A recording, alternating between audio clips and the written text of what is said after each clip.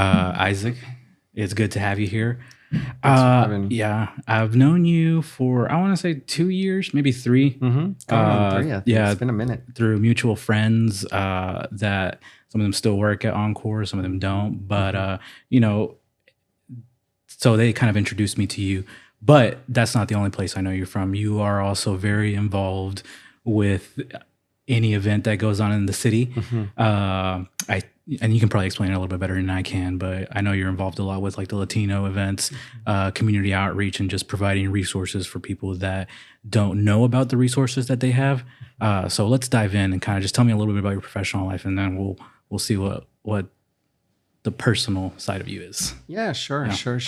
Well, I work for Encore Bank, so my role is with the community. I'm the community outreach officer up there. Yeah. And what we do is basically provide financial literacy opportunities, volunteer opportunities, community engagement, anything that enrich the community, right? Because even though we're a large bank, we do have a heavy emphasis on the community. Yeah. Because just like any community development activity, the purpose of it is to bring development, enrichment, like a successful economic growth on the area.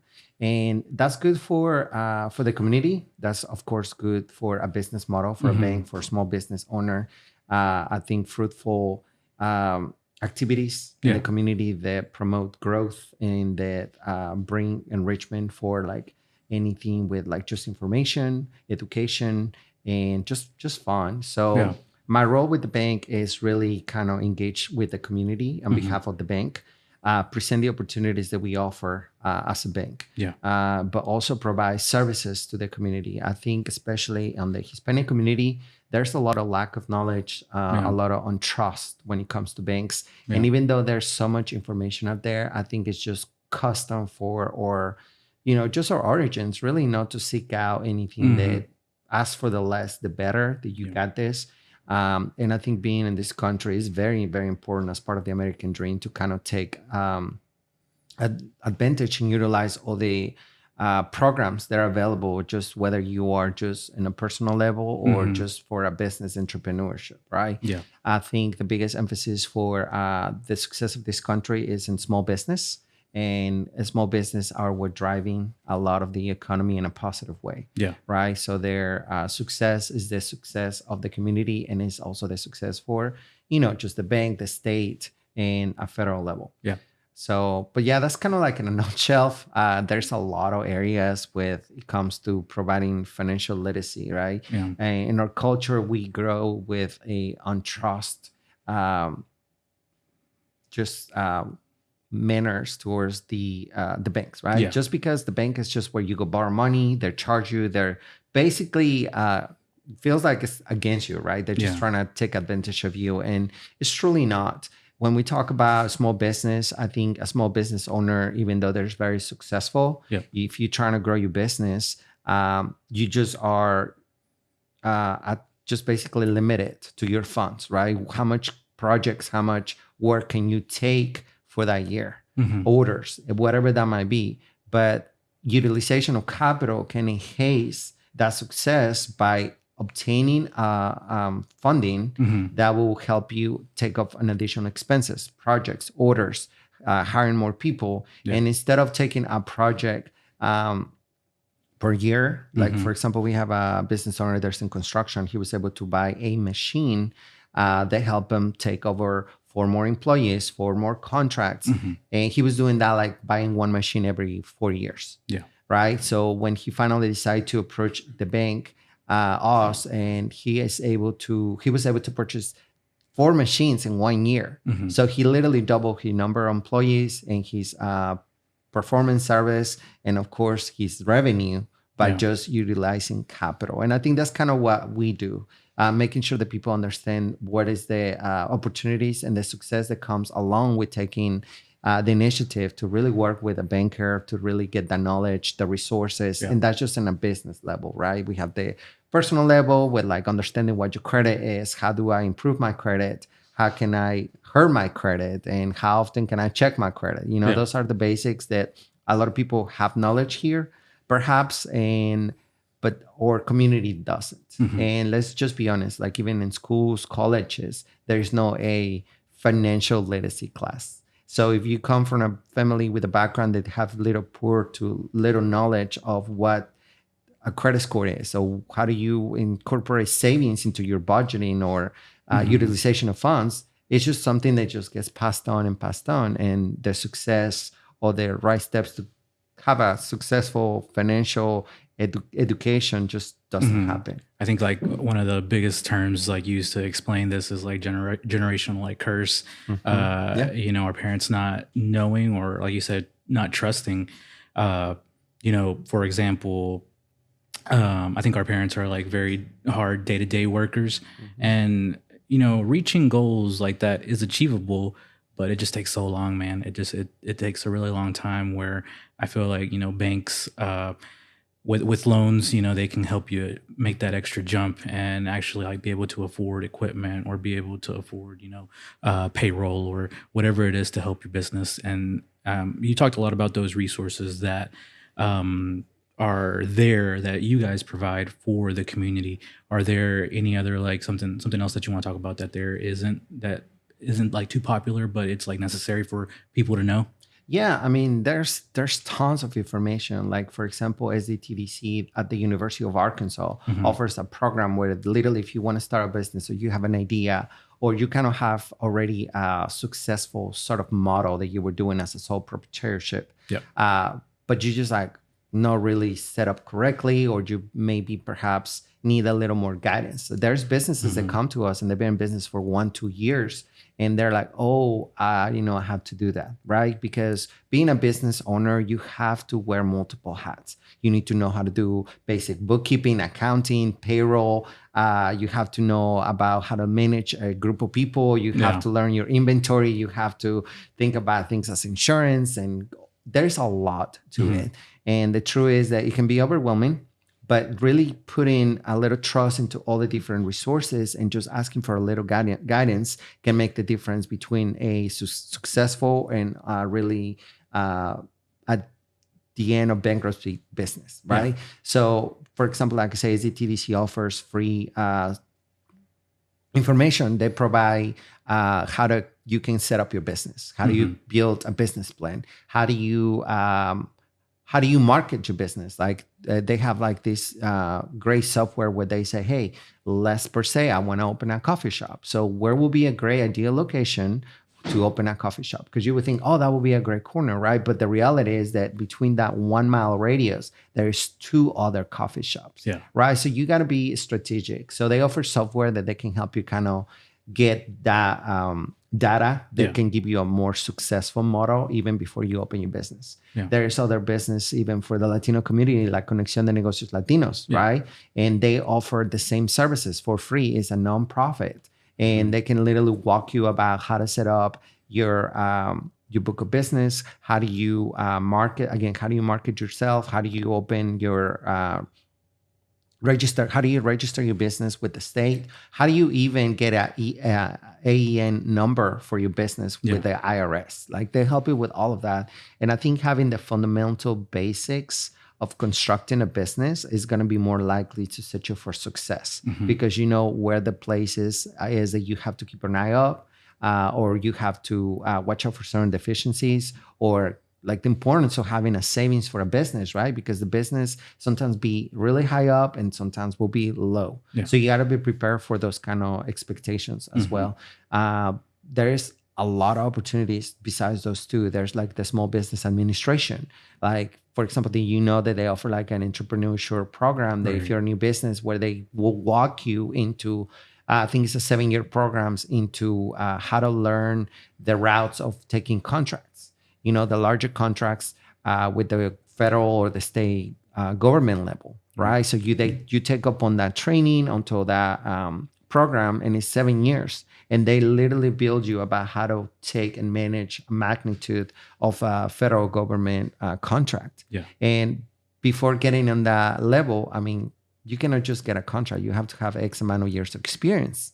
So there's a lot out there. I think it's just question of knocking at the door, even between banks. People say, well, I'll just go to this bank. Yeah, there's a lot of banks. And the truth is that we all are seeking to help small business, right? Yeah. So do your homework, do a little research. It's like, what did this bank offer me, and what does this other bank offer me? Yeah. Sometimes we think as a minority that the option that being presented right now at the table is like the best option I have because they offer me something when nobody else has.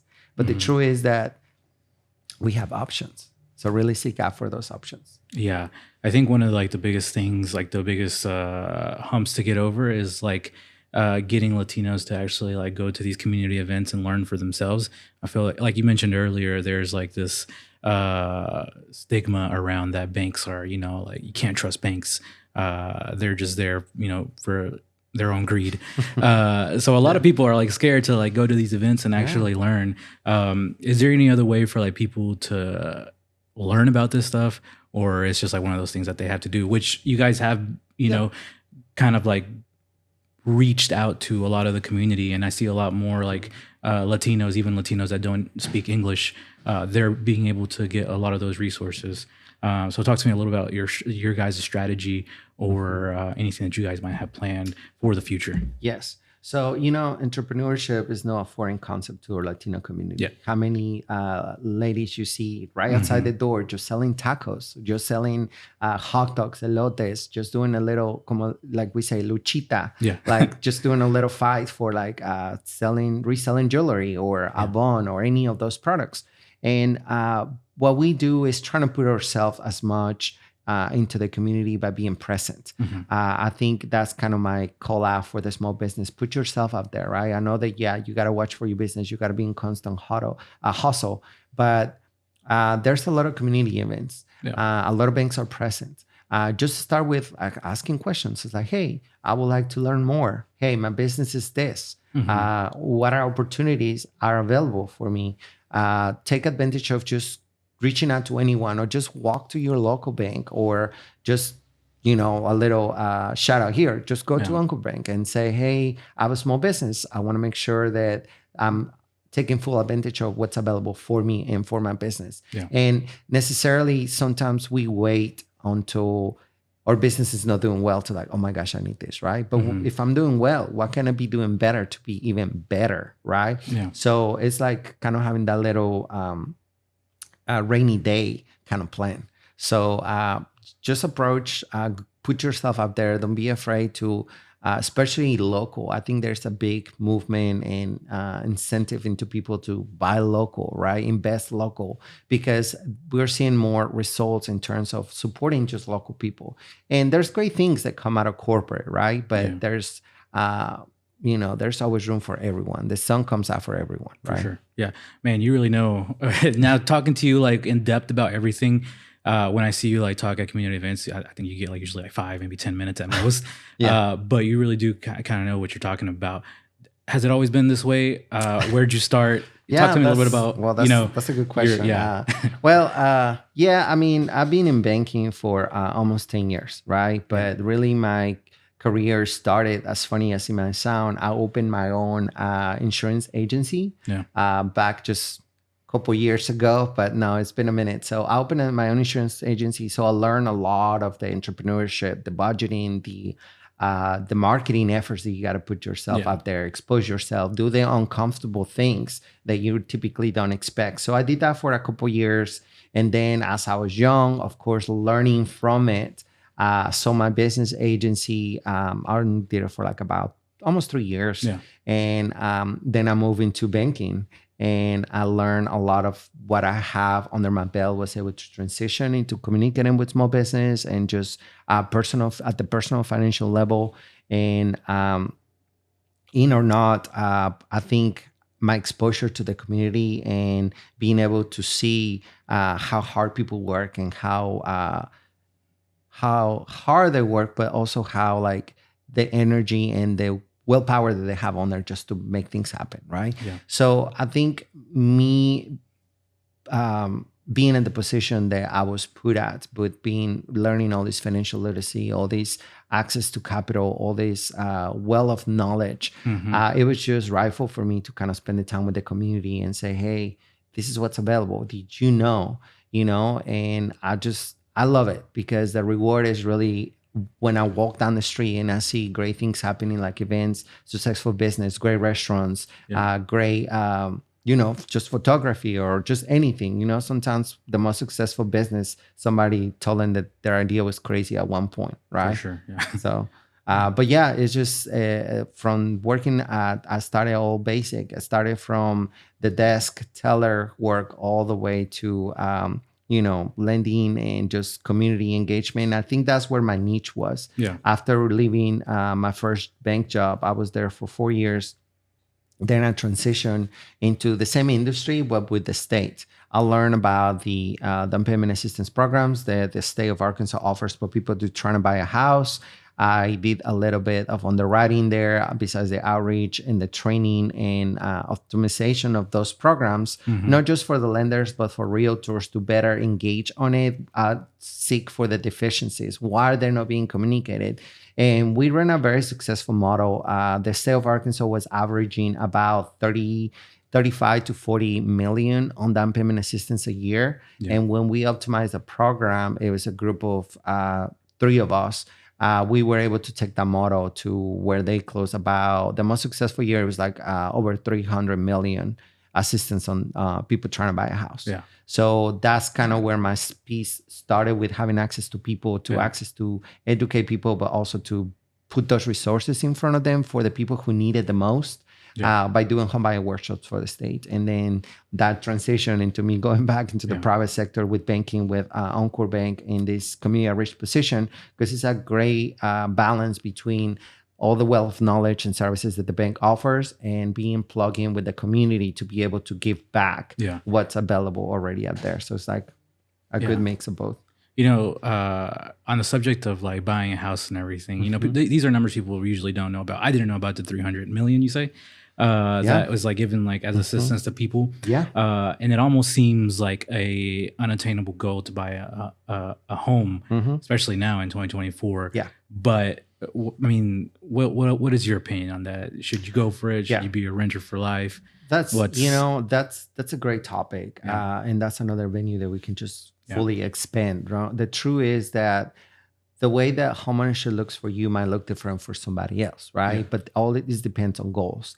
Honestly, I think there's a lot of value in homeownership, being able to create that generational wealth, right? When we think about homeownership, we think about, we got to fix this, it's just too much work. We just let somebody else take care of. But, there's a simple choice when it comes to homeownership. Either you pay 100% interest for the rest of your life, meaning the rent that you're paying, you will never see a cent back. You're helping somebody else pay the mortgage.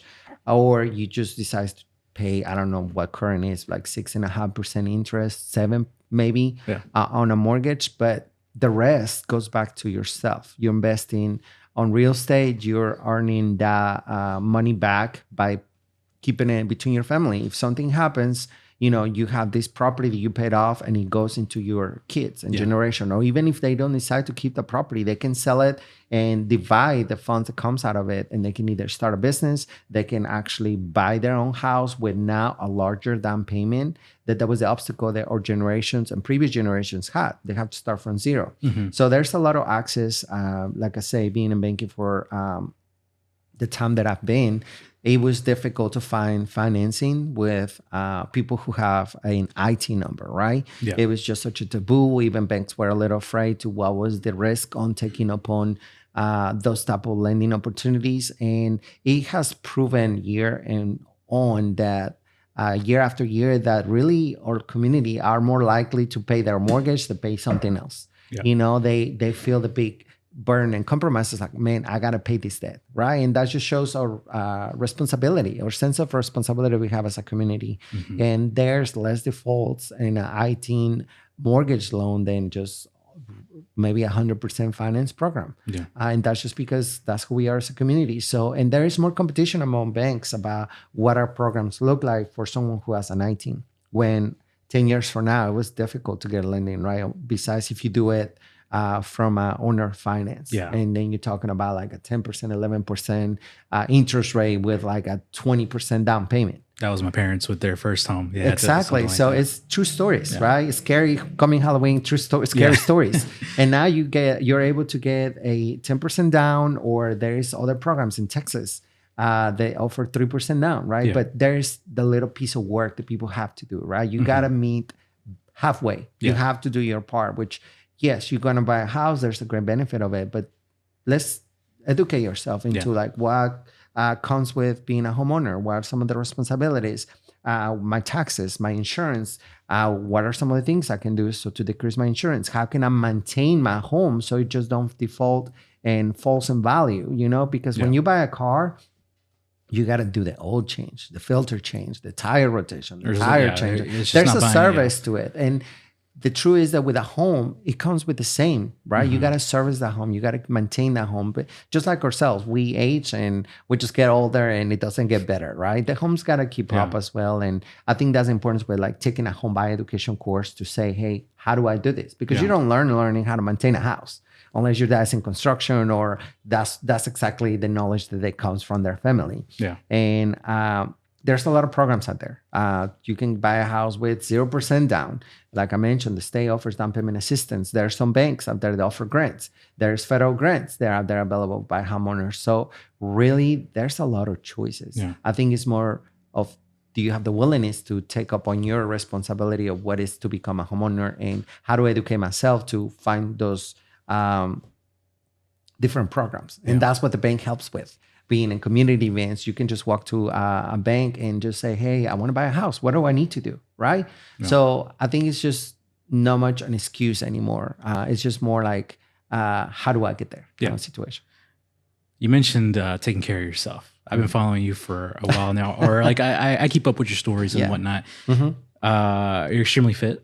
I see you at the gym. Reasonable. I see you at the gym at 5 a.m. and like cycling and a whole bunch of other stuff. Yeah. Talk to me a little bit about your fitness journey. What are some of your goals? Yeah. What is your lifestyle like? Yeah. Well, I'm a strong believer on, wholesome, right? Yeah. You got to take yourself in every aspect in life, right? We are given this opportunity. We are given only one life. So you just make the best out of it. Yeah. There's opportunities you can take. There's opportunities you don't have to take. But ultimately, at the end of the day, our life is full of choices. So one of the things, and that's kind of what encouraged me, right? One quote that I saw by Nike, I'm still in for Nike, that says, winning isn't comfortable. Yeah. And I think to be the best of yourself is that you ultimately take care of yourself, right? Yeah. And push yourself to what you're capable. There's no way you will ever find out what you're capable of if you don't push yourself out of your comfort zone. Yeah. And truly, I've been beneficiary of that logic and that model for my whole life, be it personal and financially and professionally. Yeah. And I like exercising. My mom was huge into running. She was a marathon runner. So I remember when I was 5, 6 years old, and my mom would go training and at a local park. We used to live in Mexico City in Parque Chapultepec. Yeah. And it was so close to it right there. And she would take us at 5 a.m.